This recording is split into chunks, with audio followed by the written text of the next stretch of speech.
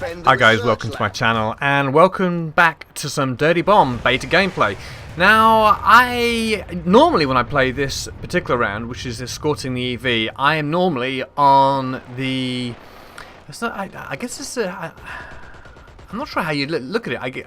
It's the attacking side, where you actually have to repair the EV and to move it to a certain point. Well, this time we're defending it.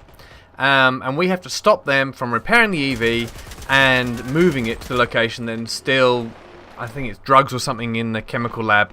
And so I'm actually playing with my preferred class here, which is like the assault class. And I'm not quite sure what made me think, you know what, Jay, why don't you just switch it up a bit? And so I'm going to play a class here, and now I'm playing the Rhino. Now, he's a heavy. His special is his Gatling gun, which, as far as I can tell, has got unlimited bullets. It does, if you just go too mad, it kind of warms up, heats up, and you have to let it cool down. And you can actually pre-spin the barrel, which once again slows you down. But it just means that you can fire instantly. And he takes a lot of damage, actually. His armor is really up there. And so he can take quite a kick in. And... particularly with the Gatling gun, you've got, you know, if you can burst fire, you'll notice that my crosshairs, the longer that I'm firing, the bigger they're getting, so that's the bigger the bullet spread. And so obviously I'm not that accurate. If you're up close and personal, you can just open up the trigger and you just shred and wreck everybody. And here you're going to see me get a quick revive. I pop up, shotgun, which is my primary, is at the ready, and I'm able to just get up and fire. So yeah, my teammate really... help there with actually helping me up and reviving me, and you know, and once again, I'm back into the battle again. You know, here I am, Gatling gun at the ready, and we're just shredding these guys, and really making it difficult for them to get close and get this thing on the move. And that, you know, and that's the whole point with teamwork and with this game, is just to stop them from spawning. Now, there's there's two ways of looking at it. You just seen me finish off two of the enemy team.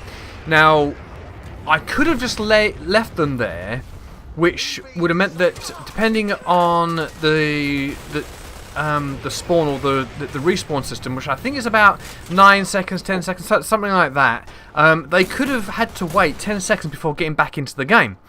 And that could be quite a strategic move to stop. That's two players on the ground, two enemy players on the ground that can't get back into the game straight away. And so, yeah, so not finishing them off can be quite strategic, because they're out of the game for about 10 seconds. Or, the downside is, you got two players there, a medic runs in, and a medic can get these guys up on their feet within seconds. So, did I want to leave two guys on the floor that could have been revived really quickly and then been back on the objective? Or was it better to finish them off? I chose to finish them off, make them run back from their spawn.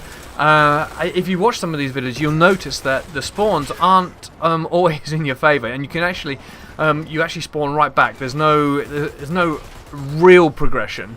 You will see that my spawn does change as the attacker, as the objective moves through the map. So where our spawn is actually pushed back, and so there's a bit of a running game. So when you first spawn in, you know, you can't get straight back into the action, and you'll actually see me switch. And you should do this with every class. As soon as you spawn in, switch to your pistol, because you move faster carrying the pistol than you do with your primary. And so you'll see me, even as a heavy, I am the slowest moving character on the map. And so, you know, if I want to get back to the action quickly, I need to move as quickly as I can. And so you're going to see me switch to my pistol, just so that I can move a little bit quicker, just get there a few seconds earlier. And you're going to see me now camp up this spot quite nicely. I can use this brick wall to my right as a really good advantage point. Now, they need to get in and repair the EV. I have now got two sides recovered. I got covered, I mean.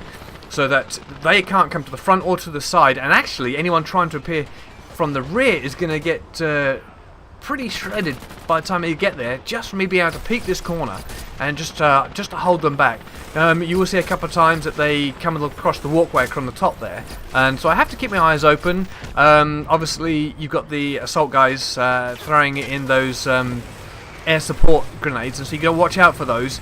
And so you'll see me pull back a couple of times as I see those grenades go down. So I'll pull back, get out of the line of fire, and then I'll move back up to try and defend or stop this EV from progressing any further.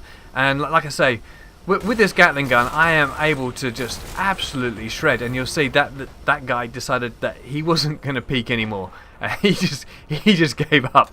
That wasn't going to work, and so I have an absolute brilliant time with this. And I think you're going to see me. I can't remember what the scoreboard is. The scoreboard at the end, I think, shows me going something like 25-8. And in this game, that is pretty good. Well, for me anyway, that's pretty good. And so so is the Rhino OP? Yeah, I think it is, and I think we'll probably find as the beta goes on that there'll probably be some tweaks to this guy. Some things just to hold him back. Maybe his health shouldn't be so great. Maybe the Gatling gun should overheat a little bit quicker. Because certainly, if you burst fire this thing, you can keep those. You can keep it quite cool and just ready to just it's just ready to shred as and when you need it. You'll notice that I'm actually shooting the EV, and that's because the EV does take damage from small arms fire. Not as much as like a grenade or an explosive or something, but you can hinder it and hold it back, and that was the whole point with this, was to stop them progressing and moving forward. They do actually move forward to the final stage, and you're going to see me move into a more defending position near the back, near one of the objectives that they need to get, and we really kind of put the squeeze on them, and they have to try hard to get to the objective and get us get it back to the drop point. Anyway, this is almost over. I don't think there's anything more to say about the Rhino. If you haven't played this game yet, or you want to get into it, and you're having some fun, use the Rhino. I think I was lucky. I got one of the because you get loadout cards as you go along. You open up cases and you can get different loadouts that gives them different perks. Now, I believe the Rhino I'm using here actually does have, I think he's a bronze level Rhino, so that there are perks to what he can do, and I can't, to be honest, I don't remember what they are, but that they can be health perks, they can be ammo perks, to the point where I think when I shoot somebody that they leave health packs if they're a medic. If they're an assault guy, if I kill them, then they'll leave an ammo pack. Those type of things. And so, with these extra perks, you can actually become quite a lethal combatant in this. And certainly, as you move up and get some of the better coloured cards, silver, gold. There's a cobalt one. I think it's blue, and those guys are just wickedly dangerous, but the chance of ever getting one of those from a case drop is really unlikely, but they do happen, and I went up against a guy that was a cobalt with an SMG, and he wrecked me. Matter of fact, I know it's not in this game, by the way, so you won't see that, but in a game I'd played, he wrecked me to the point I actually thought he was hacking, and I had to go back over the video just to have a look.